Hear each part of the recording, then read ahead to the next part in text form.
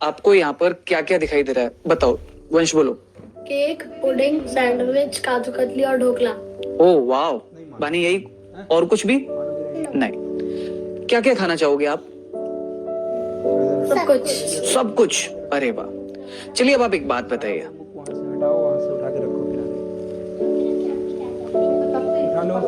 अब बोलो क्या क्या खाना चाहोगे आप? कुछ भी नहीं। अब कुछ भी नहीं खाओगे? जब मैंने आपसे पूछा कि आपको क्या क्या दिखाई दे रहा है तो आपने ये सारे नाम लिए, लेकिन बस आपको एक चीज नहीं दिखाई दे रही थी और वो थी प्लेट। बच्चों, जैसे प्लेट ने यहां पर इतनी सारी चीजों को संभाल के रखा ना, ऐसे ही अपने घर में भी एक सदस्य है जो हम सबको संभाल के रखता है,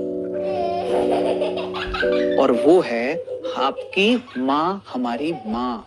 बच्चों एक बात बताओ, घर पे जब भी कुछ खाने का आता है तो सबसे पहले कौन खाता है? ओके, और सबसे लास्ट में? मम्मी। जब कपड़े आते हैं तो सबसे पहले किसके लिए आते हैं?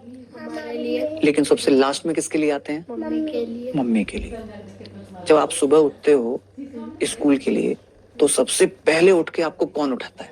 मम्मा। आपके लिए ब्रेकफास्ट कौन बनाता है सबसे पहले? मम्मा। मम्मी। आपकी डांट कौन लगाता है? मम्मा। कभी कभार आपकी पिटाई कौन करता है? मम्मा। आप अगर बीमार हो गए तो उस समय आपकी केयर सबसे ज्यादा कौन करता है? मम्मा। घर अगर गंदा हो जाए तो सबसे ज्यादा किसको चुभता है? मम्मा। पापा के, आपके कपड़ों का ख्याल रखना, कोई चीज भूल नहीं जाओ, ऑफिस जाते समय याद दिलाना, स्कूल जाते समय आपको याद दिलाना, कौन करता है ये? मम्मा। सब मम्मा करते हैं ना। मम्मी की वैल्यू कभी पता नहीं चलती उसके बोलने से। मम्मी की सही वैल्यू पता कब चलती है? जब मम्मा चुप हो जाए, कुछ ना बोले, सोचो चुप बिल्कुल, तब आपको समझ में आएगा कि मम्मी की वैल्यू क्या है ना?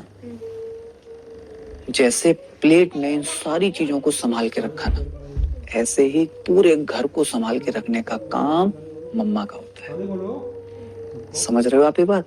तो मम्मी की वैल्यू समझने के लिए ये बात दिमाग में बैठानी पड़ेगी कि मम्मी कभी भी किसी परिवार में वजन नहीं होती है, वो बैलेंस होती है, वो बैलेंस करती है सबको। ओके, इसलिए ये आपकी दादी और पापा की माँ के लिए।